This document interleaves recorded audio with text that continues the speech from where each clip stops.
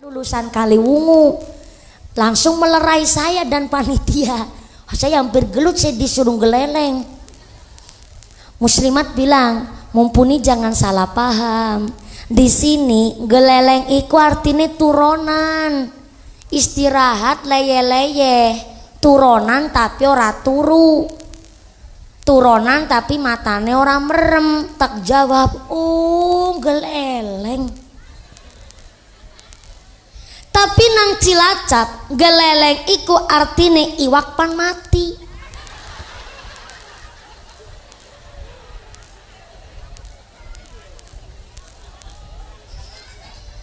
Beda mah klepek-klepek. Kalau di tempat saya yang klepek-klepek mah ayam. Tapi kalau ada ikan di kolam udah kepanasan panon poe, udah kepanasan matahari kok berenangnya udah mereng-mereng, cara Cilacap geleleng. Lah ternyata di Indramayu geleleng turunan. Nang Cilacap iwak pan mati. Hampir saya salah paham. Dan saya akhirnya belajar di mana bumi dipijak, disitulah langit dijunjung. Saya akhirnya belajar dengan bahasanya yang wong Indramayu nggak ketang sitik. Anak pragat, Cilacap gak ada pragat, anane rampung.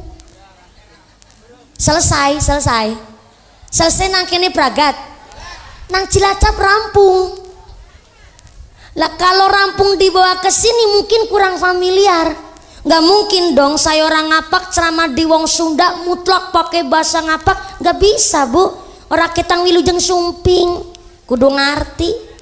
Akang Haji sorbana palit naka Cilamaya. Akang Haji sumangga calikna saaya-aya.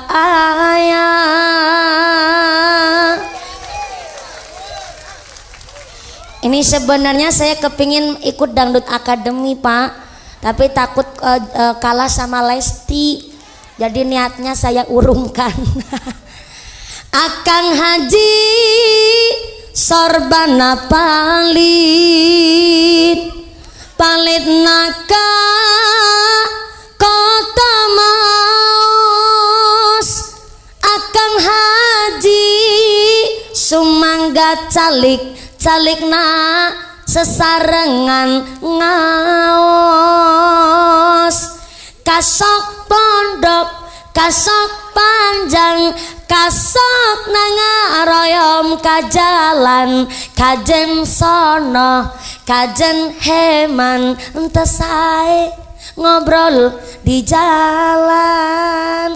Kasok pondok kasok panjang gak boleh nyeladang nang dalan. Yang ngomong-ngomong siapik tapi nek ngomong turut dalan tesae bu. Betul saya ngomong. Saya ngaji sampai Papua, saya belajar kiranya apa bahasa yang gak boleh keluar di sana.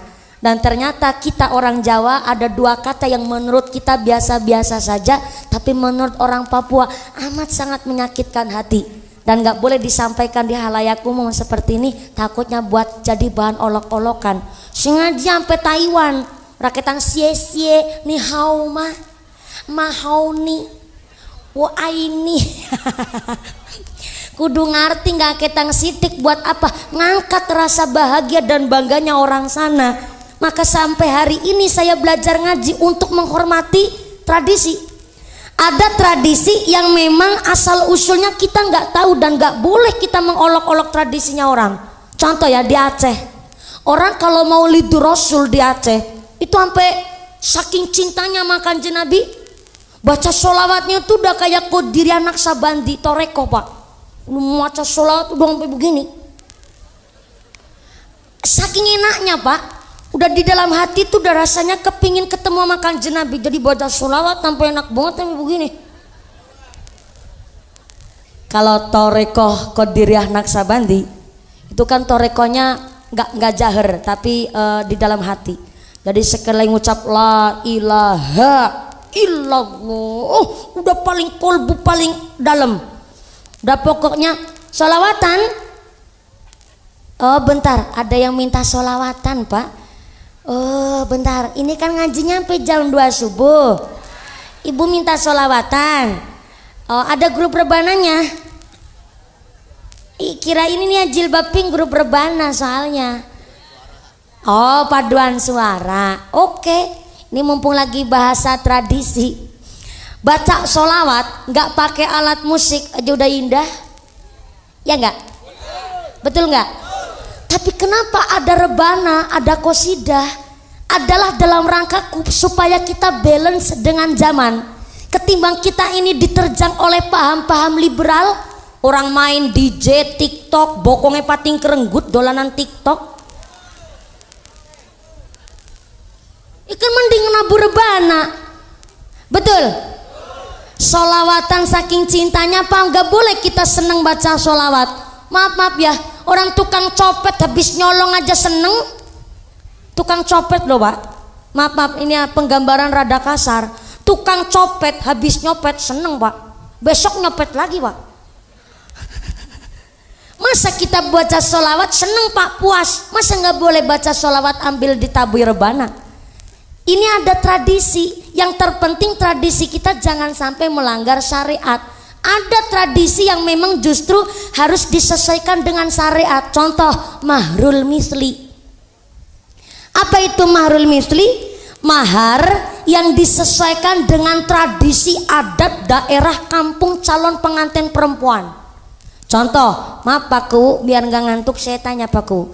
Kalau di desa Wanajaya mahar itu sampai berapa juta? Gimana? Semampunya, sekuatnya calon pengantin cowok. Oh, soalnya Pak, kalau mahrul misli itu memang harus disesuaikan dengan daerah kampungnya calon pengantin perempuan. Gak boleh terlalu mahal, gak boleh terlalu murah. Kalau terlalu mahal ataupun terlalu murah, nanti jatuhnya kepada makruh tanzih. Apa itu makruh tanzih? Makruh yang mendekati ke haram. Contoh nih, saya kemarin ngaji di Kalimantan Tengah. Saya itu ngobrol-ngobrol sama panitia. Iseng saya tanya, ternyata di sana mahar itu 1 juta guys. Itu paling murah. Umumnya itu 60 juta. Kenapa orang Kalimantan Tengah mahar kok rata-rata 60 juta? Karena di sana rata-rata pengusaha bos iler.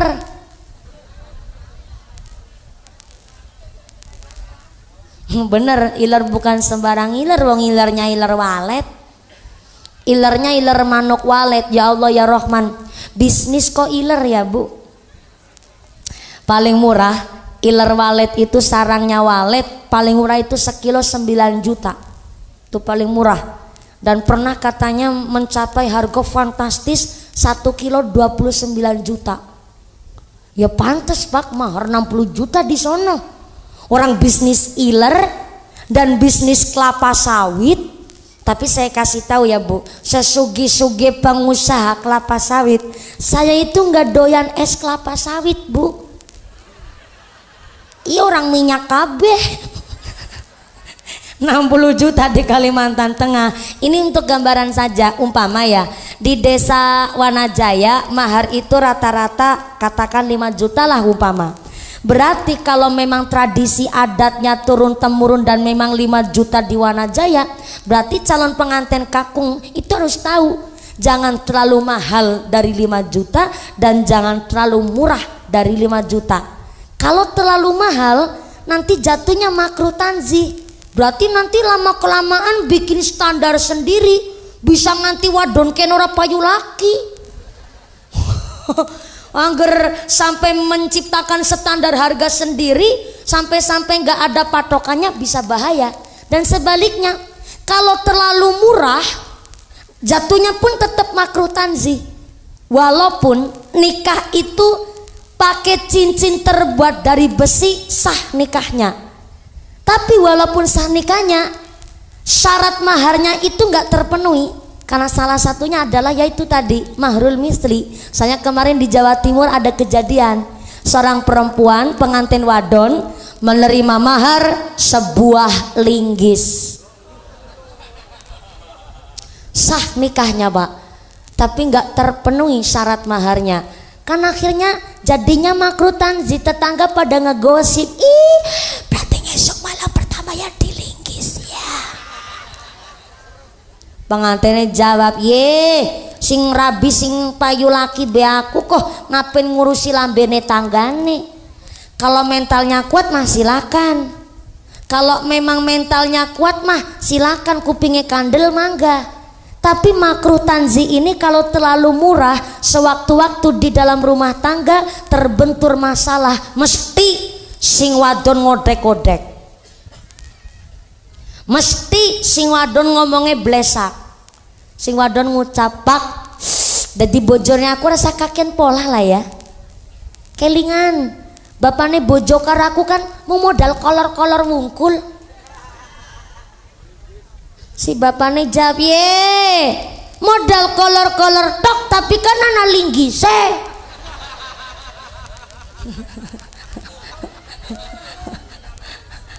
Itu yang disebut makruh tanzih itu. Jadi yang namanya tradisi itu memang nggak boleh diolok-olok, pasti ada sejarahnya dan ada dasarnya, apalagi dari para pendahulu. Kayak contoh saweran di majelis taklim itu sebenarnya nggak ada di dalam syariat. Tapi maaf Kiai, saya pertama disawer itu di pengajian malah dulu tahun 2016 nang Indramayu. Pas waktu itu saya pengajian lagi baca sholawat begini, ya muhaimin ya salam. Waktu itu suara saya lagi bening-beningnya Pak, ketawanya nggak usah ngecek. Sampai sekarang juga masih bening, cuma ya agak kemerasak dikit Pak. Lepas lagi saya baca sholawat, tiba-tiba ada seorang kiai pakai sorban, bawa duit 50 ribuan 2 lembar, dilempar ke panggung.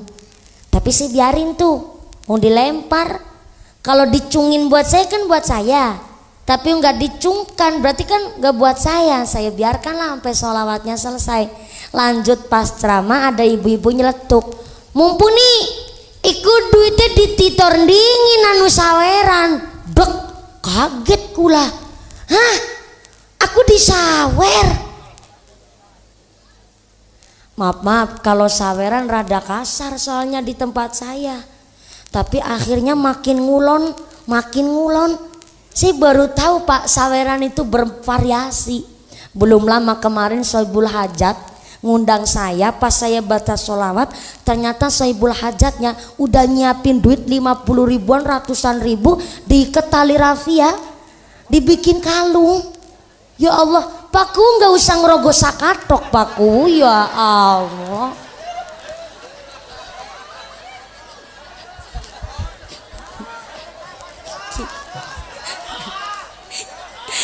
Saya kira tadi Pakku begini lagi mau ngerogoh sak dompet, ternyata nu kukur-kukur. Nggak usah repot-repot Pakku, saya cuma cerita aja. Dan ternyata itu duit udah dibikin kalung di ketali rafia.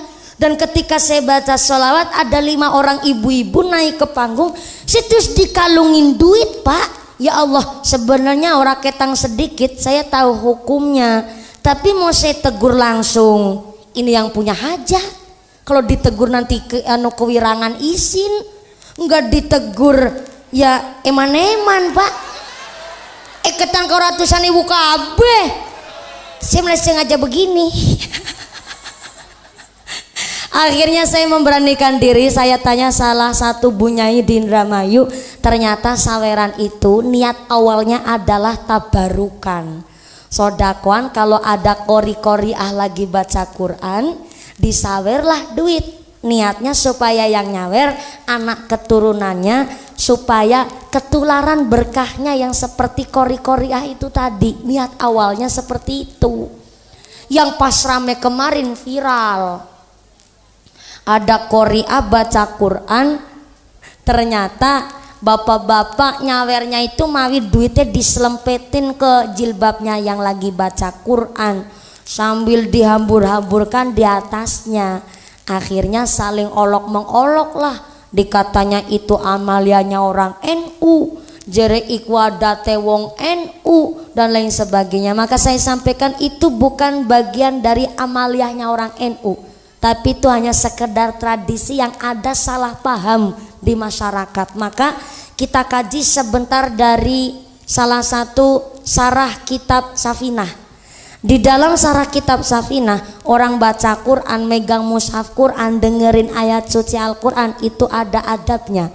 Di antaranya menurut kitab Safinah, pertama, orang mau nulis ayat suci Al-Quran, walaupun cuman bismillah, tapi kok niatnya buat bacaan, maka yang nulis harus dalam keadaan suci berwudu. Kalau kaligrafi, sekarang kan punten ya, kaligrafi itu banyak yang buat hiasan di tembok, dan ternyata yang nulis itu ternyata bukan orang alim, kadang-kadang orang biasa, seniman. Syukur yang nulis kaligrafi dalam keadaan suci berwudu, tapi kalau ndak berwudu tidak apa-apa kalau nulis hanya untuk kaligrafi. Itu menurut sarah kitab Safinah. Yang kedua, yang namanya al-kufru lalil maksiati. Orang kafir, orang yang berbuat maksiat itu belum bisa dikatakan orang kafir. Saya ulang, al-kufru lalil maksiati. Orang berbuat maksiat belum mesti disebut orang kafir. Sebab lakinal kufru, yang disebut kafir itu adalah justru litarkil hormat. Apa itu tarkul hormat?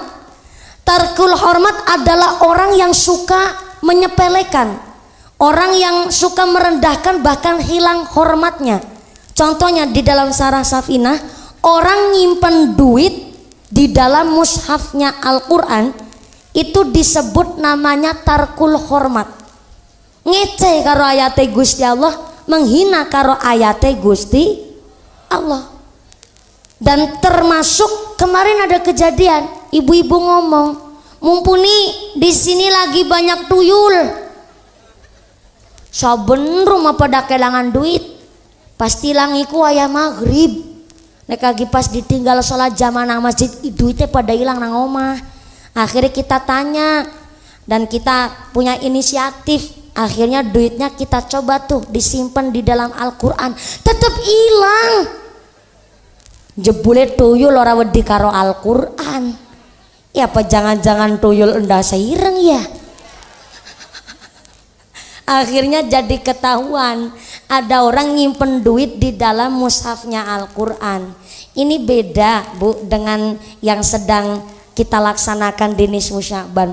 Kalau nggak salah ada salah satu ayat yang kita tulis di dalam kertas, kemudian di dalam malam Nisfu Sya'ban silahkan kertas ini yang sudah ditulis ayat suci Al-Quran kemudian disimpan di dompet.